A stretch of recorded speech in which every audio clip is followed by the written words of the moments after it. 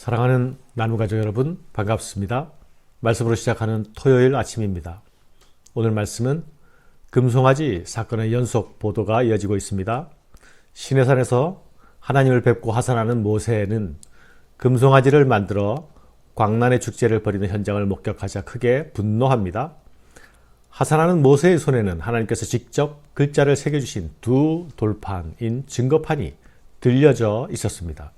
그러나 이 언약의 두 돌판은 슬프게도 언약 당사자인 백성들에게 전달되기도 전에 깨어져 버립니다. 모세가 돌판을 산 아래로 던진 것은 모세가 분노했다는 것을 나타내는 표현을 넘었습니다. 하나님과 맺은 언약이 깨어졌다는 상징적 의미를 담고 있는 것이죠. 하나님의 신부로서 이스라엘은 결혼 생활을 시작하지도 못한 채 벌써 파경에 이릅니다. 사랑하는 여러분, 돌판에 새긴 언약은 깨트려졌습니다. 이것은 우리의 언약적 한계입니다. 하지만 하나님은 영원히 깨어질 수 없는 언약을 우리에게 다시 주셨습니다. 곧 자기 아들이 자기 몸과 피로 새기신 십자가의 언약입니다. 은혜가 아니면 살지 못하고 은혜가 아니면 서지 못할 자를 위하여 주신 하나님의 은혜인 것입니다. 20절에는 이스라엘 백성에게 진노하는 모세의 모습이 단숨에 숨가쁘게 표현되고 있습니다. 모세가 그들이 만든 송아지를 가져다가 불살라, 부수어, 가루를 만들어 물에 뿌려 이스라엘 자손에게 마시게 하니라. 모세는 산 위에서 진노하시는 하나님을 막아서고 이스라엘을 진멸하시겠다는 뜻을 돌려 세웠습니다. 그러나 산 아래서는 백성들을 향해서는 자신의 진노를 폭발시키고 있습니다. 19절에 나타난 말씀, 모세가 크게 노하여 라고 번역된 말은 모세의 진노가 타올랐다라는 말입니다. 불타오르는 불꽃처럼, 화연처럼, 폭발하는 화라슨처럼 분노가 폭발한 것입니다. 모세가 두 얼굴을 가진 것입니까? 하나님 앞에서는 온순한 얼굴을 하고 백성들 앞에서는 폭군의 얼굴을 드러내는 것일까요? 그렇지 않습니다. 모세는 중보자라는 사실을 우리가 기억해야 합니다. 모세가 선 자리는 하나님과 백성 사이에 서 있는 중보자의 자리입니다. 하나님 앞에 설 때에는 이스라엘 백성을 대변하고 이스라엘 백성 앞에 설 때에는 하나님을 대변하는 것입니다. 하나님 앞에서는 종의 신분이면서 동시에 이스라엘을 구하기 위해서 하나님을 막아서기도 하는 이스라엘의 영웅입니다. 그러나 하나님께 반역하는 이스라엘 앞에서는 그는 가장 강력한 비난자가 되고 비판자가 됩니다. 모세의 불타는 분노는 하나님의 분노를 대변하는 것이기도 하지요. 우리의 중보자 예수 그리스도는 우리를 대표하여서 죄에 대한 하나님의 진노를 온몸으로 자기 몸으로 받아내셨습니다. 십자가에서 이루어진 일입니다. 또한 자기 몸을 들여서 새 언약을 세워주심으로 하나님의 사랑을 우리에게 드러내셨습니다. 십자가에서 이루신 일입니다. 사랑하는 여러분,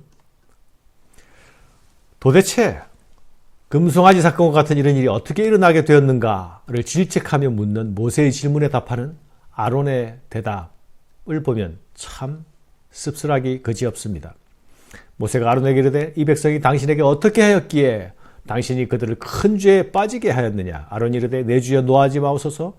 이 백성의 악함을 당신이 아나이다. 그들이 내게 말하기를 우리를 위하여 우리를 인도할 신을 만들라.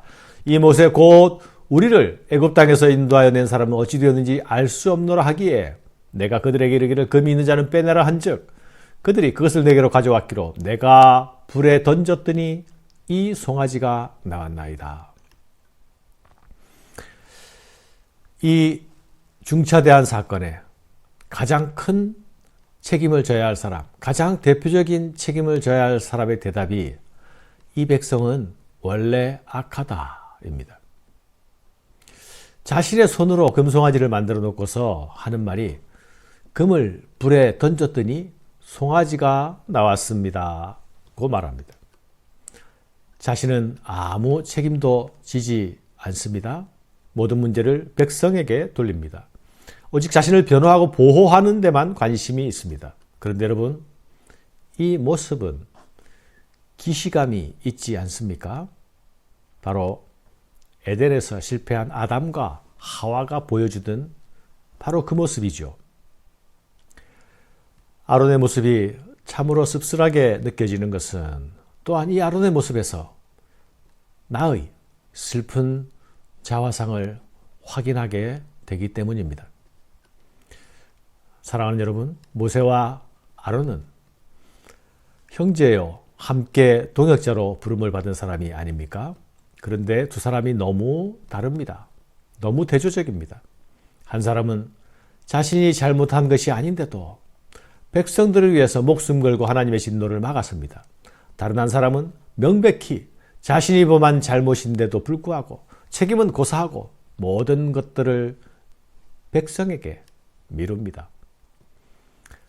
아론은 우리를 인도하 신을 만들라는 도발적인 요구를 거부하지도 않았습니다. 질책하지도 않았습니다. 못 이기는 척 떠밀려서 한 배를 탔고 급기야 앞장까지 있었습니다.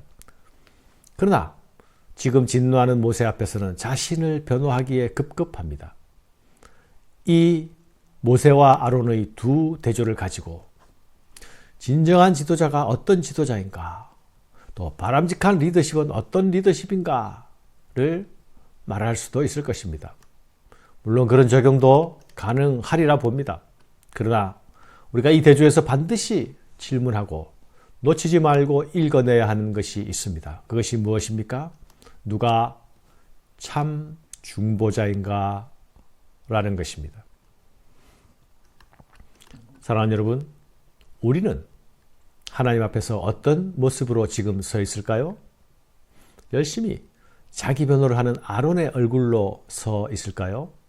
아니면 자기를 던지는 희생과 각오로 하나님의 진도를 막아서는 중보자의 모습으로 서 있을까요? 하나님 우리를 그리스도 안에서 부르신 그 자리는 어떤 자리일까요? 하나님의 은혜를 아는 자들은 그분의 은혜를 구하고 매달리는 자리, 중보의 자리에 서 있는 중보자들이어야 합니다. 나로 인해서 내 자녀들이 살아나고 내 신앙의 동지들이 살아나며 내 이웃이 살아나고 내 민족이 살아나는 그 은혜의 자리, 그 자리에 내가 서야 하겠습니다. 사랑하는 여러분, 금송아지를 둘러싼 광란의 축제는 배신과 반역의 축제였습니다. 이 축제의 참여자들은 이전에 분명히 하나님의 은혜를 경험해봤던 사람들입니다. 그러나 지금은 악하고 방자하고 다른 사람에게 조롱거리가 되는 자로 전락해 있습니다. 참된 예배를 버리고 우상을 예배하고 자기를 예배하는 자들에게서 나타날 수밖에 없는 모습입니다. 그 모습은 방자한 모습입니다. 모세가 본즉 백성이 방자하니 이는 아론이 그들을 방자하게 하여 원수에게 조롱거리가 되게 하였습니다. 방자란 자기 멋대로 다닌다는 말이죠. 질서도 없고 권위도 없습니다. 권위도 무시합니다. 모세는 금송아지를 부수고 갈아서 백성들이 마시게 했죠. 그러나 그것으로 그들의 광란의 축제는 진정되지 않았습니다. 모세의 진노에도 아랑곳하지 않고 여전히 제멋대로 날뛰고 있었습니다. 이들에게 징계가 기다립니다. 무서운 심판이 주어집니다. 모세가 진 문 앞에 서서 외치고 있습니다. 이에 모세가 진 문에 서서 이르되 누구든지 여호와의 편에 있는 자는 내게로 나오라 하매 레위 자손이 다 모여 그에게로 가는지라.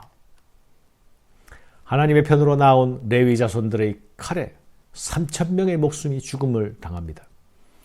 형제들이 죽임을 당합니다. 친구들이 죽임을 당합니다. 이웃들이 죽임을 당합니다. 이 끔찍한 죽음은 예방될 수 있었습니다. 모세가 금송아지를 갈아 마시게 했을 때에 그들은 멈추고 돌아서야 했습니다. 경고로 받아들여야 했습니다. 그러나 브레이크 없는 전차처럼 폭주하는 광란의 질주를 멈추지 않는다면 모두가 죽을 것입니다. 허리에 찬 레위 자손의 헌신은 이 폭주 기관차를 멈추게 했습니다. 동족을 살렸습니다. 오늘 폭주 기관차와 같은 세상 속에서 하나님의 편에 설 자들은 누구입니까? 누구든지 여호와의 편에 있는 자는 내게로 나아오라. 죄악의 대세를 거스리면서 하나님의 편에 서서 싸울 자는 누구입니까? 질문하며 시작하는 아침 되시기를 바랍니다. 감사합니다.